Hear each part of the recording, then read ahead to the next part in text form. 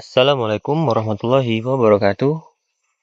Kami dari kelompok 1 ingin membawakan materi graf untuk memenuhi tugas akhir mata kuliah matematika diskrit, yaitu eksplorasi konsep-konsep fundamental graf beserta penerapannya dalam kehidupan sehari-hari dan dunia modern.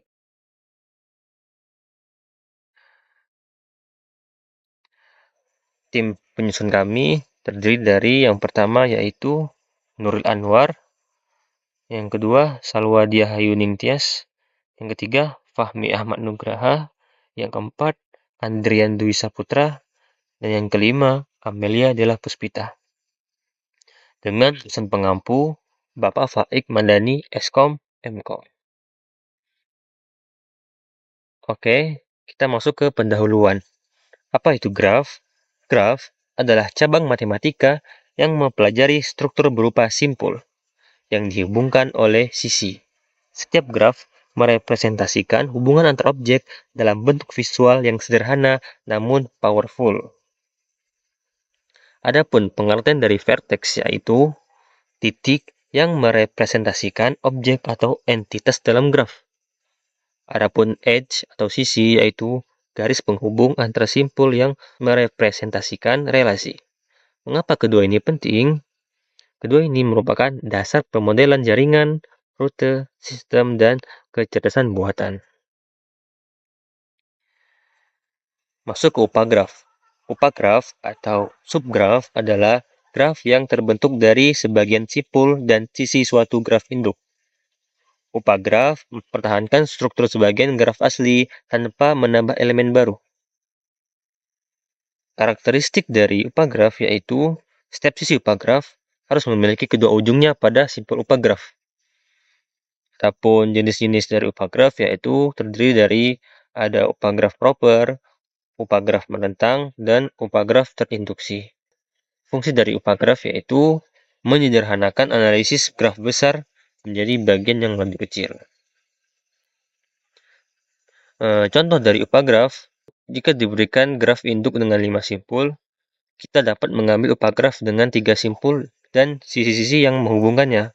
Langkahnya, pilih simpul yang diinginkan, lalu ambil sisi yang kedua ujungnya berada pada simpul terpilih. Implementasi sehari-hari dari upagraf yaitu jaringan sosial berupa analisis komunitas tertentu dalam jejaring pertemanan. Kemudian transportasi yaitu mempelajari rute antar kota tertentu dalam jaringan jalan nasional. Dan yang terakhir yaitu internet, itu untuk memantau subjaringan dari topologi jaringan global. Cutset. Cutset adalah himpunan sisi minimal yang jika dihapus akan memutuskan graf menjadi 2 atau lebih komponen yang terpisah. Cutset merepresentasikan titik kritis dalam konektivitas suatu jaringan.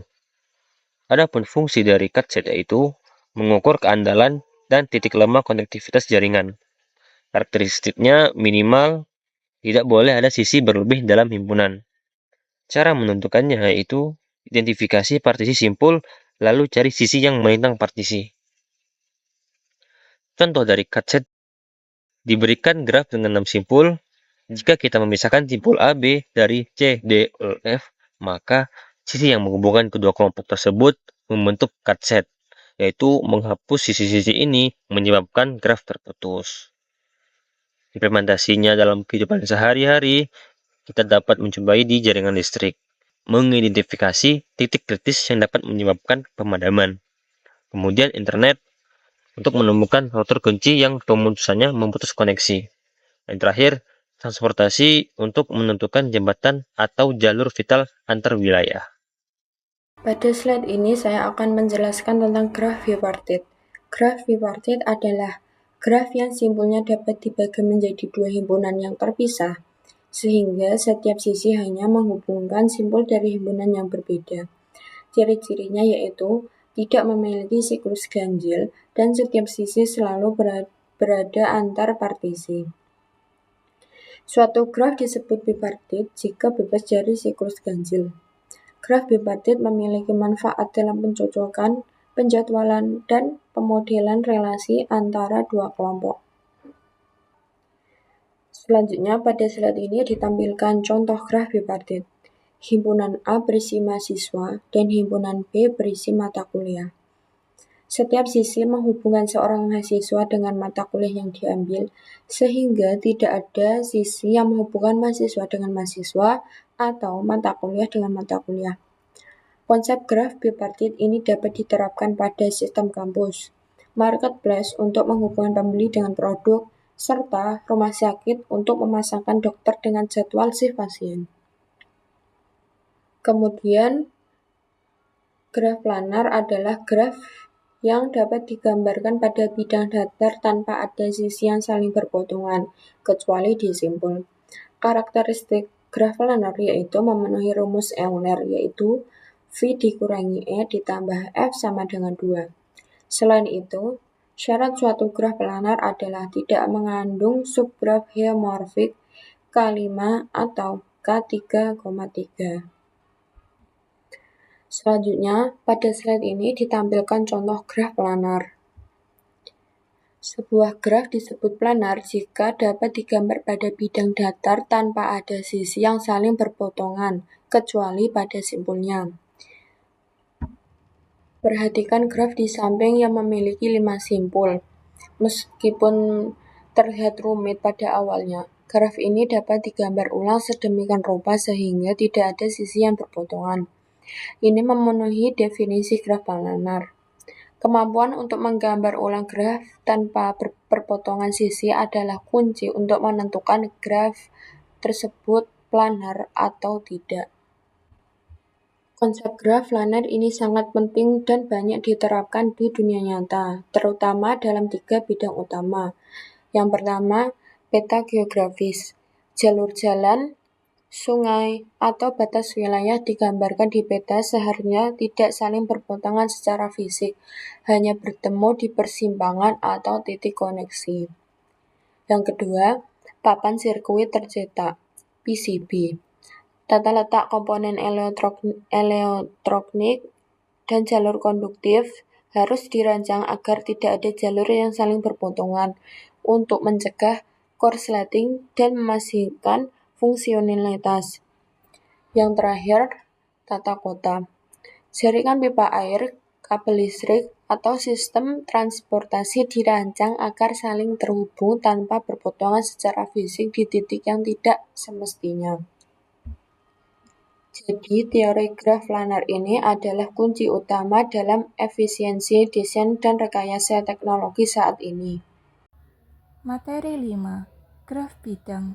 Graf bidang adalah representasi spesifik dari graf planar yang telah digambar pada bidang datar sedemikian rupa sehingga tidak ada sisi yang saling berpotongan. 1. Pengertian.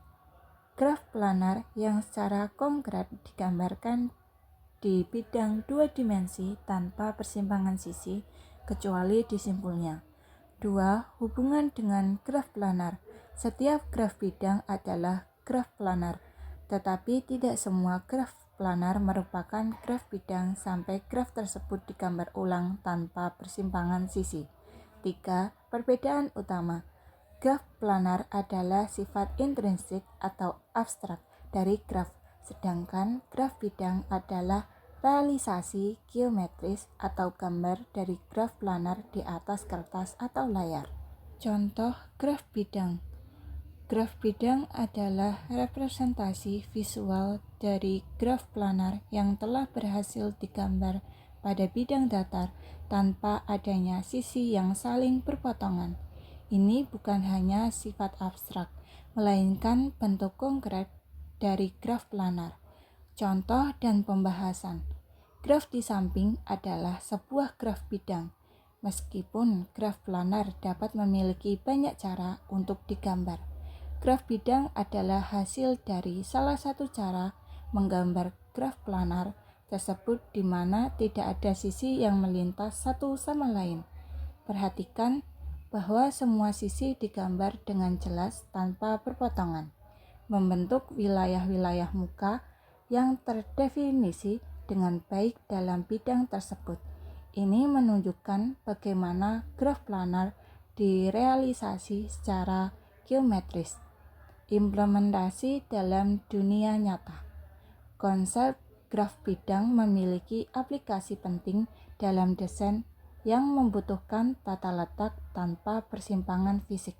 Pertama, desain sirkuit terintegrasi, memastikan jalur koneksi pada klip komputer tidak saling tumpang tindih untuk mencegah konsleting dan menjaga integritas sinyal. 2. Jaringan pipa dan kabel, merancang tata letak infrastruktur bawah tanah atau di dalam gedung agar efisien dan menghindari konflik fisik antar jalur. 3. Tata letak pabrik, mengoptimalkan penempatan mesin dan jalur material untuk kelancaran produksi tanpa hambatan atau persimpangan yang tidak perlu. Materi 6. Teorema Kuratowski. Teorema Kuratowski adalah hasil fundamental dalam teori graf planar yang menyediakan karakterisasi matematis yang kuat untuk mengidentifikasi apakah sebuah graf dapat digambar pada bidang datar tanpa sisi yang berpotongan. Pengertian kriteria yang menentukan apakah suatu graf bersifat planar berdasarkan keberadaan subgraf tertentu.